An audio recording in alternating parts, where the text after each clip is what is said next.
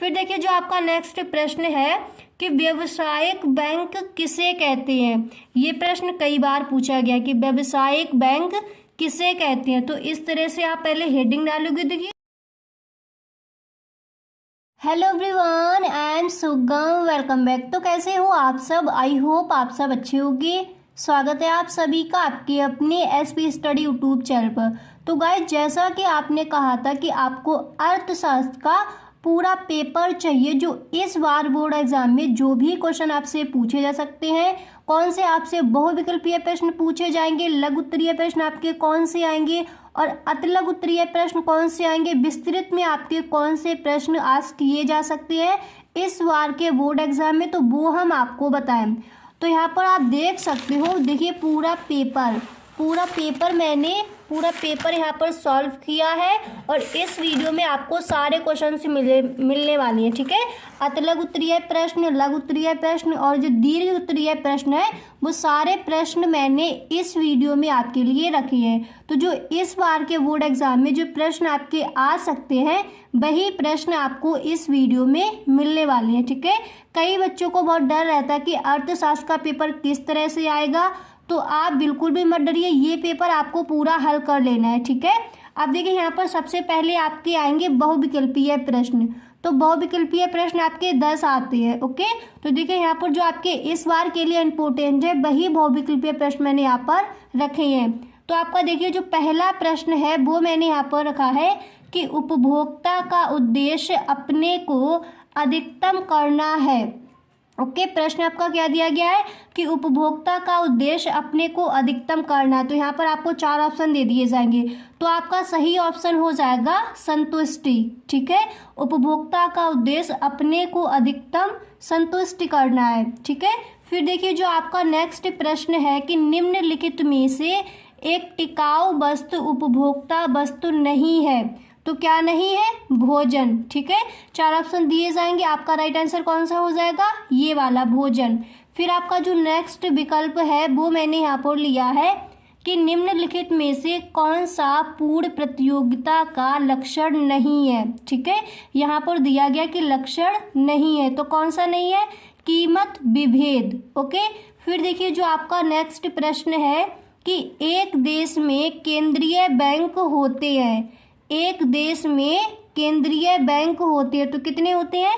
एक। आपको ऑप्शन दे दिए जाएंगे, 4 दिए जाएंगे, उनमें रख दिया जाएगा 1, 2, 3 या फिर इनमें से कोई नहीं। तो आपको ये वाला चूज कर लिखना है। ठीक है, फिर देखिए जो आपका नेक्स्ट प्रश्न है वो यहाँ पर मैंने रखा है कि चाय की कीमत में वृद्धि से चीनी की मांग में होगी। तो चीनी की मांग में क्या होगी? वृद्धि होगी। ठीक है, ये वाला ऑप्शन आपको चूज करना है। फिर देखिए जो आपका नेक्स्ट प्रश्न है वो मैंने यहाँ पर लिया है कि निम्नलिखित में से कौन प्रत्यक्ष कर है।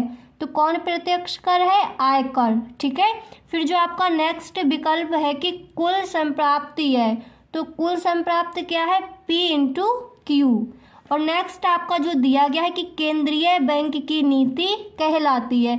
ये कई बार पूछा गया है। ठीक है, केंद्रीय बैंक की नीति क्या कहलाती है? मौद्रिक नीति।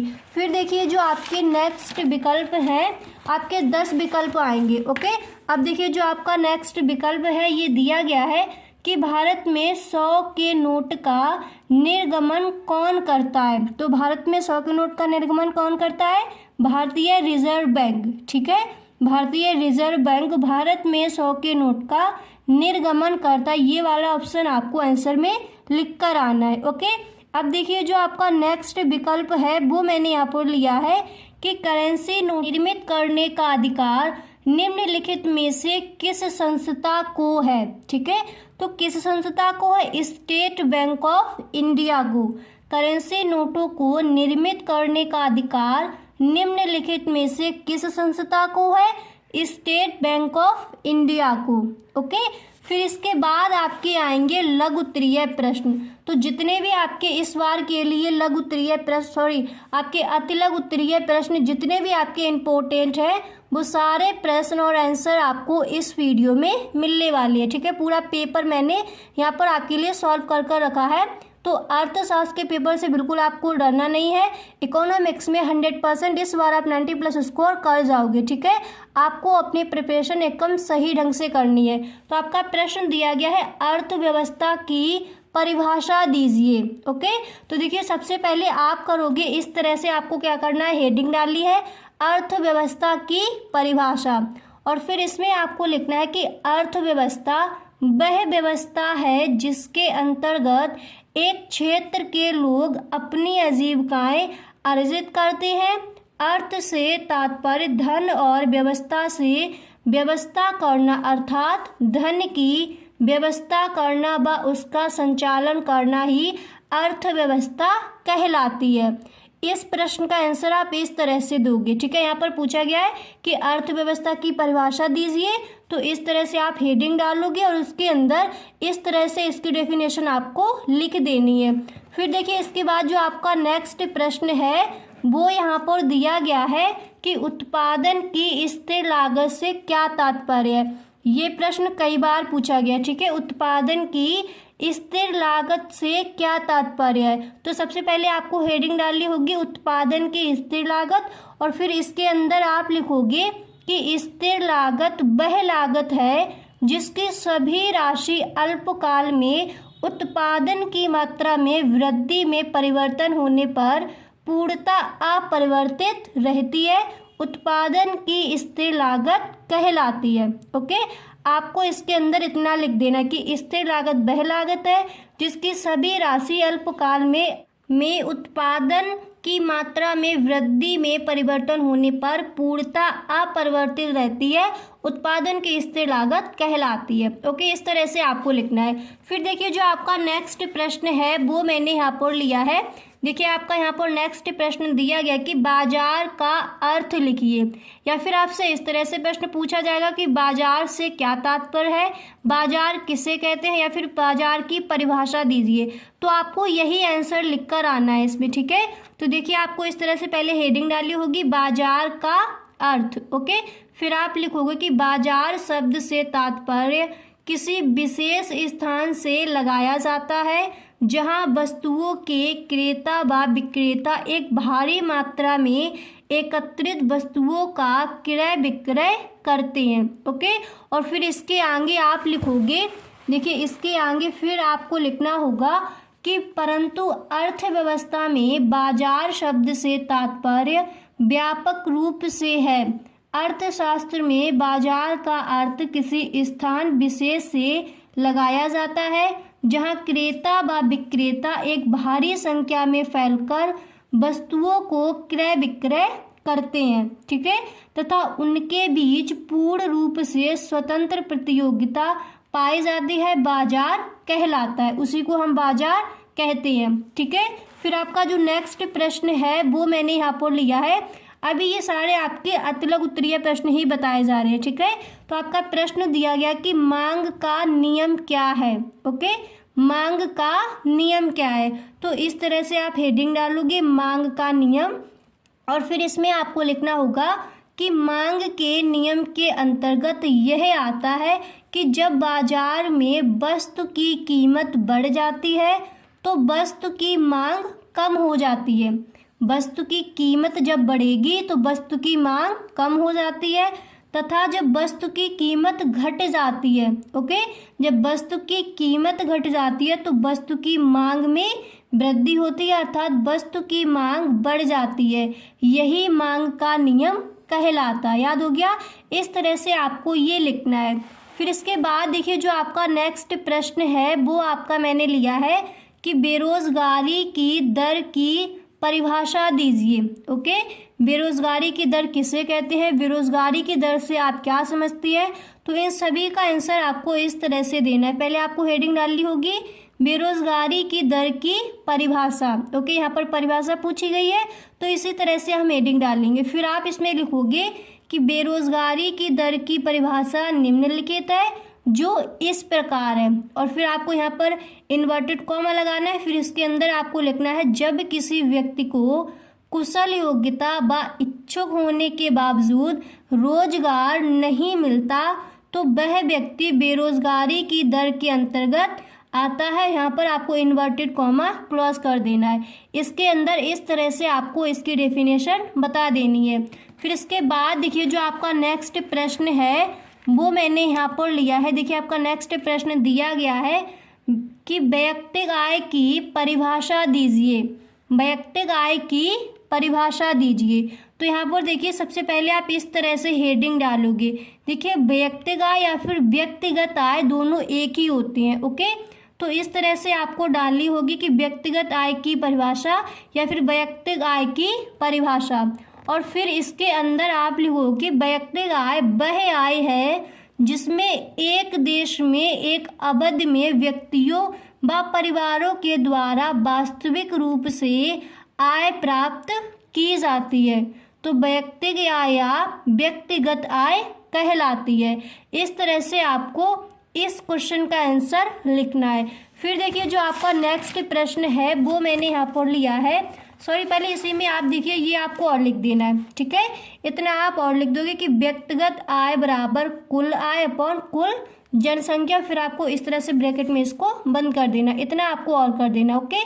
फिर देखिए जो आपका नेक्स्ट प्रश्न है कि व्यावसायिक बैंक किसे कहते हैं। ये प्रश्न कई बार पूछा गया कि व्यावसायिक बैंक किसे कहते हैं। तो इस तरह से आप पहले हेडिंग डालोगे। देखिए जितने भी क्वेश्चंस के आप आंसर लिखोगे सारे क्वेश्चंस में आपको हेडिंग डालनी है अच्छी तरह से, ठीक है।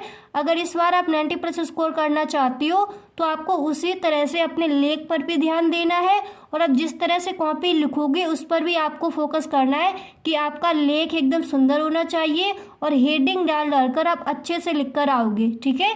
तो इस तरह से आप हेडिंग डालोगे कि व्यावसायिक बैंक और फिर इसमें आप लिखोगे कि व्यावसायिक बैंक वह संस्था है जो लोगों के लिए लाभ कमाने के उद्देश्य से लोगों की जमायत स्वीकार कर उन्हें उनके बदले में निवेश देती है तथा व्यावसायिक बैंक मुद्रा व साख का व्यापार करती है, व्यावसायिक बैंक कहलाती है।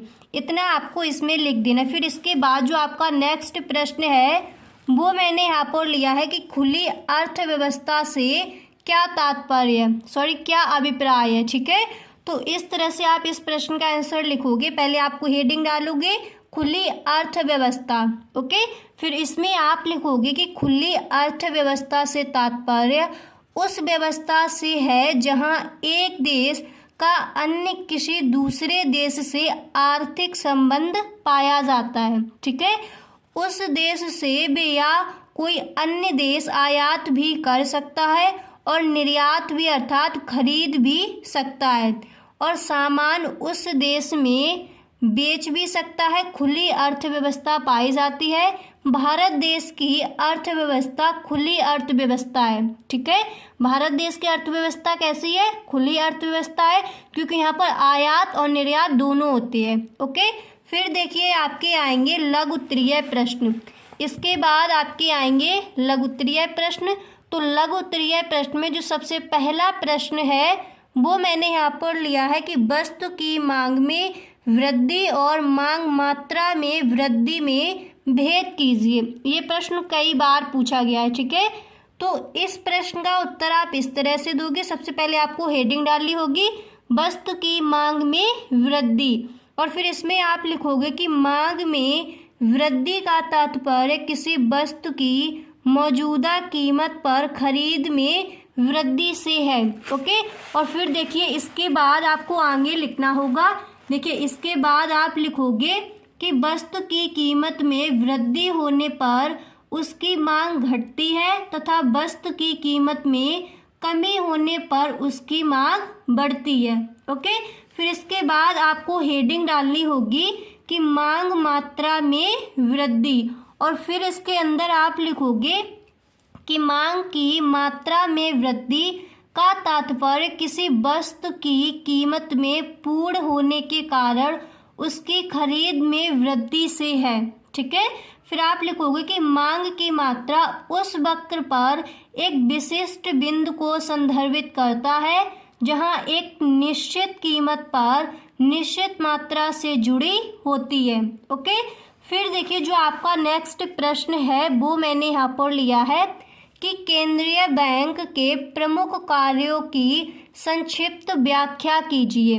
ठीक है, तो आप पहले इस तरह से हेडिंग डालोगे, केंद्रीय बैंक के प्रमुख कार्य। ओके, और फिर इसमें आप एक लाइन लिख दोगे कि केंद्रीय बैंक के प्रमुख कार्य निम्नलिखित हैं जो इस प्रकार है।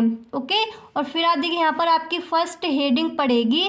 फर्स्ट हेडिंग आपको यहाँ पर डालनी है कि नोटों का निर्गमन। ओके, और फिर इसके अंदर आप लिखोगे कि केंद्रीय बैंक ही नोटों का निर्गमन करती है। यह अधिकार केंद्रीय बैंक को छोड़कर अन्य किसी भी बैंक के पास नहीं। भारत का केंद्रीय bank reserve bank of India है। मात्र 1 रुपये छोड़कर अन्य सभी नोटों का निर्गमन केंद्रीय बैंक ही करती है। ठीक है, 1 रुपये को छोड़कर अन्य सभी नोटों का निर्गमन कौन करता है? केंद्रीय बैंक। ओके, फिर देखिए इसके बाद आपको नेक्स्ट हेडिंग यहाँ पर डालनी होगी।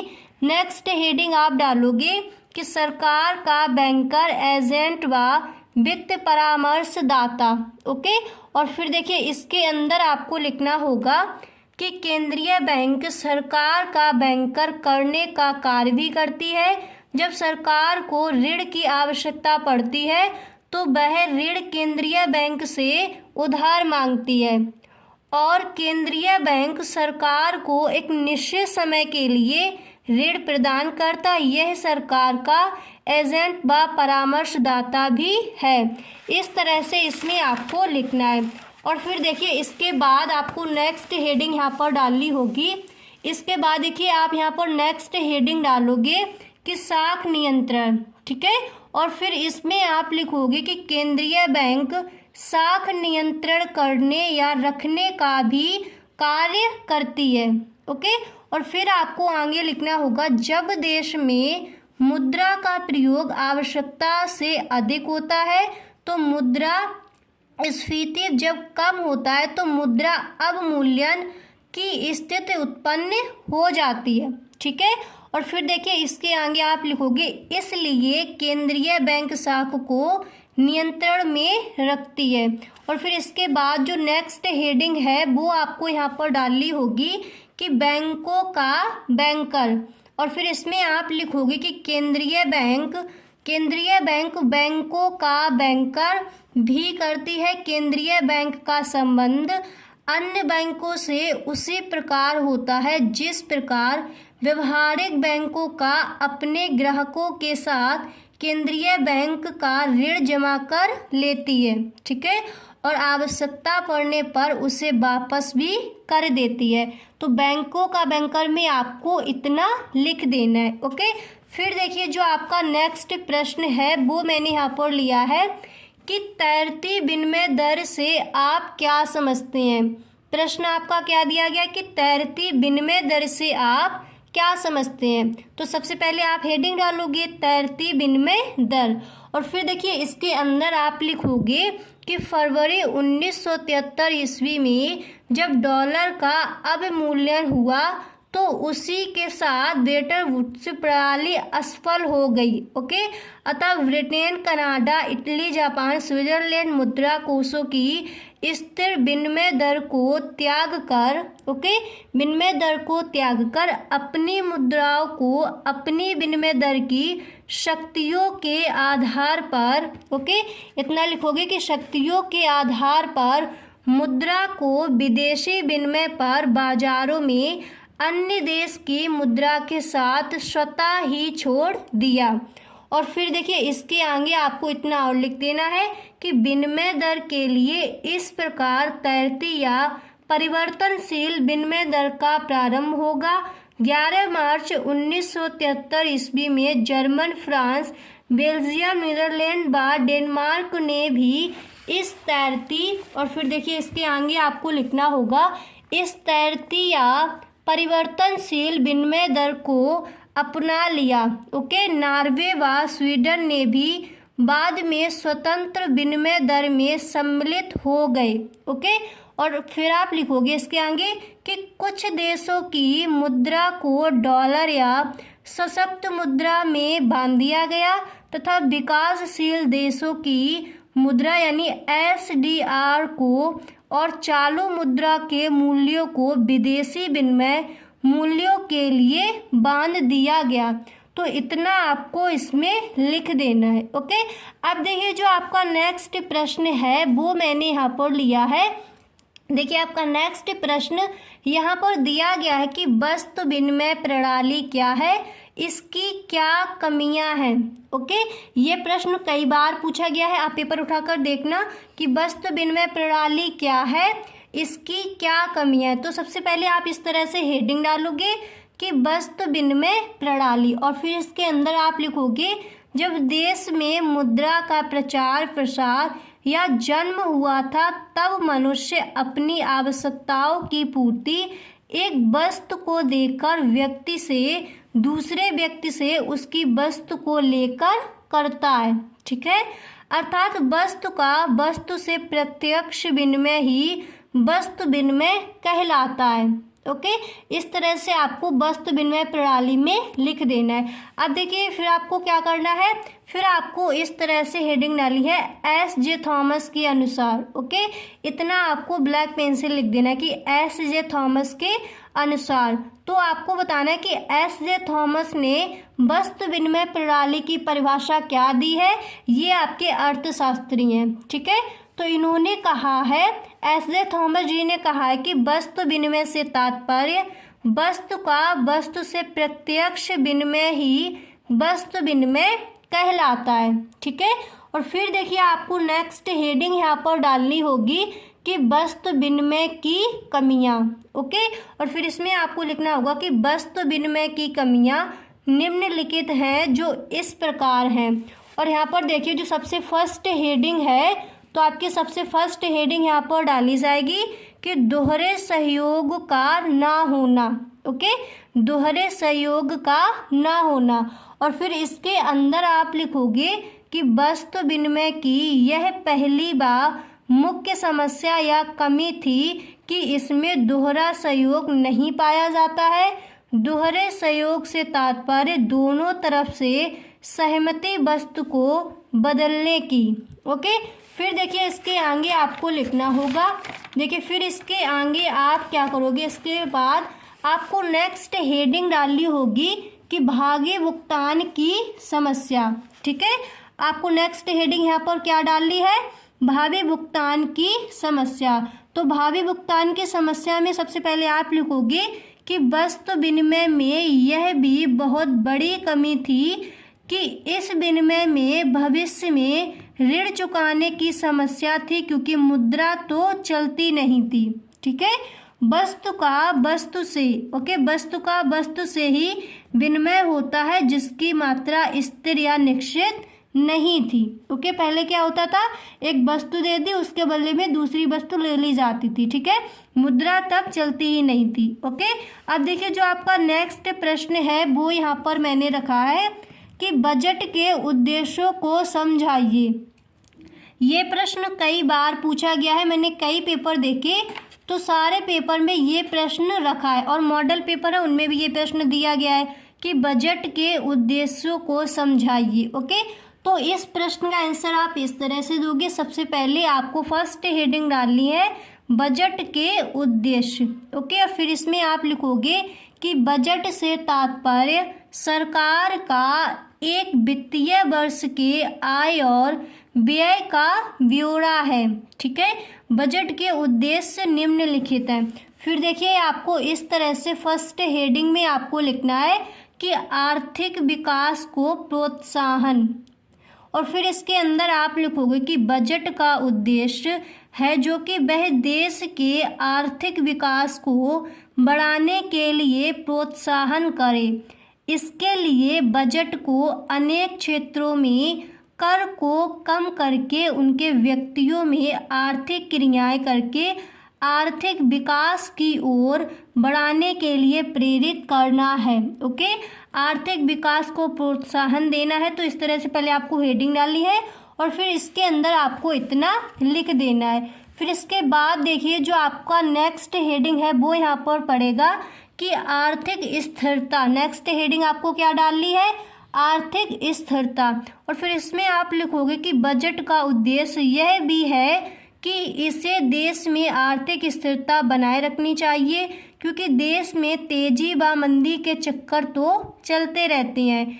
इसलिए बजट को तेजी के समय बजट तथा मंदी के समस्या घाटे का बजट बनाना चाहिए। ओके, इस तरह से आपको इसमें लिखना है। फिर देखिए,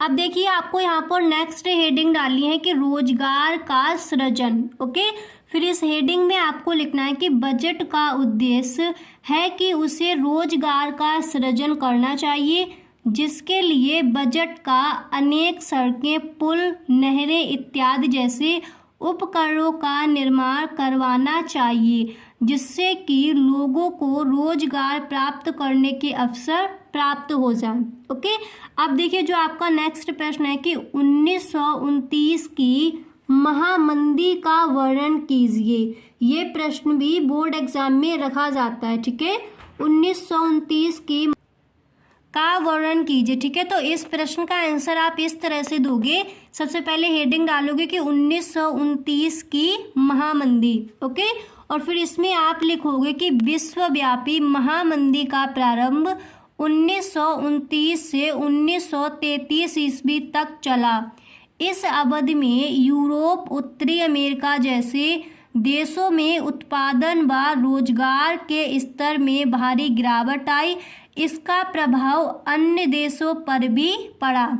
संयुक्त राज्य अमेरिका में सन 1929 से लेकर 1933 ईस्वी तक बेरोजगारी की दर 3% से बढ़कर 25% हो गई। ओके, फिर इसके आगे आप लिखोगे तथा सकल उत्पादन में 30% की गिरावट आई। इस महामंदी ने अर्थशास्त्रियों को अर्थशास्त्र के कार्यकरण के संबंध में एक नए सिरे से सोचने पर विवश कर दिया। ओके, एक नए सिरे से सोचने पर विवश कर दिया। और फिर इसके आगे आपको लिखना है जिसके कारण समष्टि अर्थशास्त्र जैसे विषयों का प्रादुर्भाव हुआ। ओके, इतना आपको 1929 की महामंदी में लिख देना है। अब देखिए इसके बाद आपका जो नेक्स्ट प्रश्न है वो मैंने यहाँ पर रखा है। फिर देखिए आपके आएंगे दीर्घ उत्तरीय प्रश्न। ओके, तो यहाँ पर देखिए जो आपका नेक्स्ट प्रश्न है वो आपका दिया गया है कि आरेख का प्रयोग करते हुए औसत लागत और सीमांत लागत के संबंध को समझाइए। ठीक है, तो देखिए औसत लागत और सीमांत लागत ये तो प्रश्न आना ही है, ये हर बार पूछा जाता है। या फिर आपसे इस तरह पूछ लिया जाएगा कि औसत लागत किसे कहते हैं, या फिर सीमांत लागत किसे कहते हैं, या फिर औसत लागत और सीमांत लागत में अंतर बताइए। यानी किसी भी तरह से ये प्रश्न आपका 100% आएगा बोर्ड एग्जाम में, तो इसको आपको अच्छे से देख लेना है। तो सबसे पहले अगर आपका ये प्रश्न आता है तो सबसे पहले आप हेडिंग डालोगे कि औसत लागत व सीमांत लागत में संबंध, और फिर इसके अंदर आप लिखोगे कि औसत लागत तथा सीमांत लागत में संबंध निम्नलिखित है जो इस प्रकार है। ठीक है, तो देखिए सबसे पहले आपको ये हेडिंग डालनी है कि औसत लागत। ठीक है, और फिर इसमें आप लिखोगे कि किसी वस्तु के उत्पादन की प्रति इकाई पर लगने वाली लागत ही औसत लागत कहलाती है।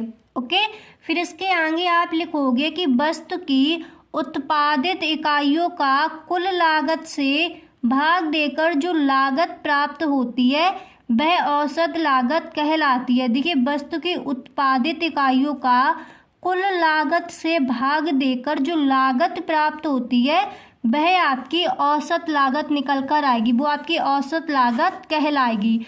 तो आपको इस तरह से और लिख देना कि औसत लागत बराबर कुल लागत अपॉन उत्पादन की इकाइयाँ, और फिर आपको इस तरह से इसको बंद कर देना है ब्रैकेट में। फिर देखिए आपको हेडिंग डालनी होगी कि सीमांत लागत, और फिर इसमें आप लिखोगे किसी वस्तु की अतिरिक्त मात्रा के उत्पादन से जो लागत प्राप्त होती है वही सीमांत लागत कहलाती है। सीमांत लागत आप किसे कहोगे? किसी वस्तु की अतिरिक्त मात्रा के उत्पादन से जो लागत प्राप्त होती है वही आपकी सीमांत लागत कहलाएगी। दूसरे शब्दों में जो अतिरिक्त लागत प्राप्त होती है उसे ही सीमांत लागत कहते हैं या फिर वही सीमांत लागत कहलाती है। और इस तरह से आपको लिख देना है कि MC बराबर TCN - TCN-1, ठीक है। और इस तरह से आपको ये फिगर भी आपको बना देना है, ठीक है। यहाँ पर देखिए ये y लिखा है, यहाँ पर हो जाएगी आपकी x और ये है आपकी लागत, देखिए ये हो जाएगी आपकी सीमांत लागत, ठीक है। और इधर जो ये है ये हो जाएगी आपकी औसत लागत। इसको आप AC से प्रदर्शित करोगे, ठीक है। इसको AC से रिप्रेजेंट किया जाएगा औसत लागत और ये हो जाती है सीमांत लागत। ये आपका बिंदु A है और ये हो जाता है उत्पादन, ठीक है। इस तरह से इसका आपको चित्र बना देना है। तो समझ आ गया यहाँ तक? तो गाइस आज के लिए बस इतना ही, मिलते हैं नेक्स्ट वीडियो में। आई होप आपको वीडियो पसंद आया होगा। गाइस अगर आपको वीडियो पसंद आया है तो अपने दोस्तों में इसको शेयर ज़रूर करें। ये वीडियो मैंने बहुत ही मेहनत से बनाया है। तो गाइस अगर आपको वीडियो अच्छा लगे तो अपने दोस्तों में शेयर ज़रूर करें। Okay, thanks for watching.